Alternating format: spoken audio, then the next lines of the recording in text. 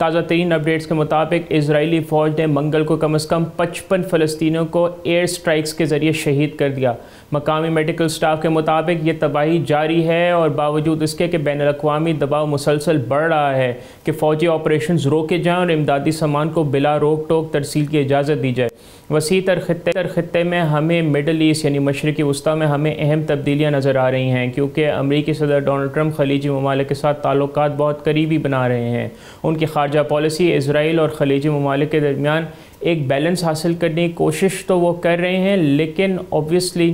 اگلے سال mid term elections میں وہ اسرائیل کی وجہ سے سیاسی نقصان بھی اٹھا سکتے ہیں، کیونکہ ناظرین اسرائیل کے خلاف اب جو رد عمل آ رہا ہے وہ امریکی عوام کا ایک بہت بڑا حصہ اسرائیل کے غزہ میں جاری ظلم پر شدید غصے میں ہے اور یہ ووٹنگ پیٹرن کو متاثر کر سکتا ہے۔ یہ جنگ جو اب اپنے 20ویں مہینے میں داخل ہو چکی ہے، جنگ تو نہیں بلکہ یہ ایک نسل کشی ہے فلسطینیوں کی، غزہ کو تباہی کے دہانے پر لے آئی ہے اور اب اس کی آبادی بدترین بھوک کے بحران کا سامنا کر رہی ہے۔ اقوام متحدہ کی رپورٹ کے مطابق اگر حالات اسی طرح رہے تو صرف 48 گھنٹے میں 14,000 سے زائد بچے قحط سالی کے باعث شہید ہو سکتے ہیں۔ اس جنگ نے اسرائیل کے دنیا کے زیادہ تر ممالک کے ساتھ تعلقات کو متاثر کیا ہے اور اس کے قریبی ترین اتحادی امریکہ کے ساتھ بھی تعلقات لڑکھڑاتے ہوئے نظر آ رہے ہیں۔ اقوام متحدہ کے مطابق باوجود اس کے کہ اسرائیل نے اپنی 11 ہفتے پرانی ناکہ بندی کو پیر کو نرم کیا تھا، اب بھی غزہ میں کوئی امدادی سامان تقسیم نہیں کیا گیا ہے۔ اقوام متحدہ کے ترجمان اسٹیفن ڈوجارک کا کہنا ہے کہ اسرائیلی حکام ہم سے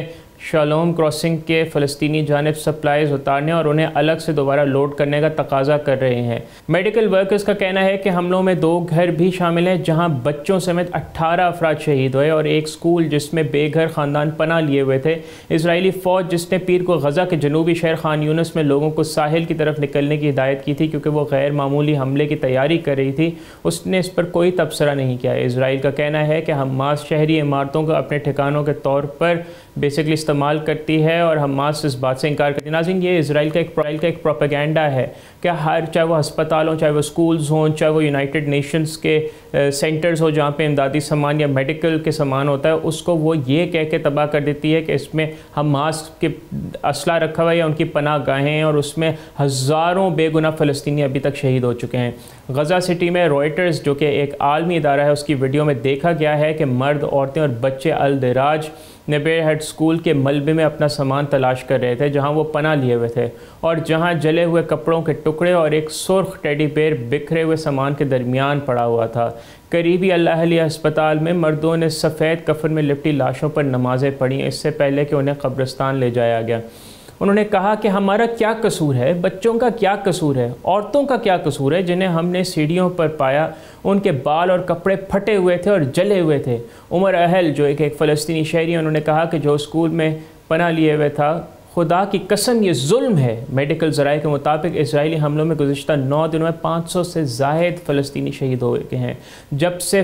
اسرائیلی فوجی مہم میں تیزی آئی ہے۔ اقوام متحدہ کی فلسطینی ریفیوجی ایجنسی کی لوئس واٹریج نے منگل کو کہا تھا کہ کھانے کا بہت کم سامان باقی ہے، ہر چیز خالی ہے، گوداموں، تقسیمی مراکز وہ ہفتوں سے خالی ہیں۔ ناظرین انہوں نے مزید اردن میں ایک ترسیلی سامان کا گودام جہاں پہ تقریباً 2 لاکھ سے زائد افراد کا امدادی سامان تھا وہاں پہ کھڑے ہوئے انہوں نے کہا کہ یہ بیسکلی چند گھنٹوں میں غزہ تک پہنچایا جا سکتا ہے، لیکن اسرائیل کی جو روک ٹوک ہے اس کی وجہ سے یہ ممکن نہیں ہو پا رہا۔ اقوام متحدہ کے مطابق ہر روز کم از کم 500 ٹرک امدادی اور تجارتی سامان کا غزہ میں داخل ہونا ضروری ہے تاکہ انسانی بحران کو کم کیا جا سکے۔ قطر میں اسرائیل اور حماس کے درمیان بالواسطہ سیز فائر مذاکرات پھر سے ناکام ہوتے نظر آ رہے ہیں۔ اسرائیلی وزیر اعظم جن کا جنگی جنون آسمان تک پہنچ رہا ہے،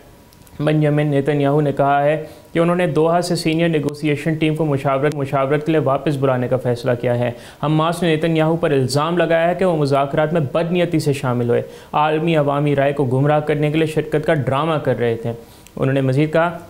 کہ گزشتہ ہفتے سے کوئی اصل مذاکرات نہیں ہوئے۔ فلسطینی اسلامی گروپ نے ایک بیان میں کہا اسرائیل کی قیادت نے اصرار کیا ہے کہ وہ باقی یرغمالیوں کو آزاد کرا سکتے ہیں اور حماس کو فوجی کارروائی میں اضافے کے ذریعے تباہ کر سکتے ہیں۔ حماس نے کہا ہے کہ وہ یرغمالیوں کو جنگ کے خاتمے اور اسرائیلی جیلوں میں فلسطینیوں کے رہائی کے بدلے آزاد کر دیں گے۔ زمینی اور فضائی حملوں نے غزہ کے تقریباً تمام 2.3 ملین 23 لاکھ بے گناہ فلسطینیوں کو بے گھر کر دیا اور 53,000 سے زائد افراد شہید ہو چکے ہیں۔ ناظرین، اس سے زیادہ تکلیف دہ بات کوئی نہیں ہو سکتی اور عالمی دنیا کو اب اس بات کا نوٹس لینا چاہیے۔ سبسکرائب کریں اور بیل دبائیں تاکہ کوئی خبر رہ نہ جائے۔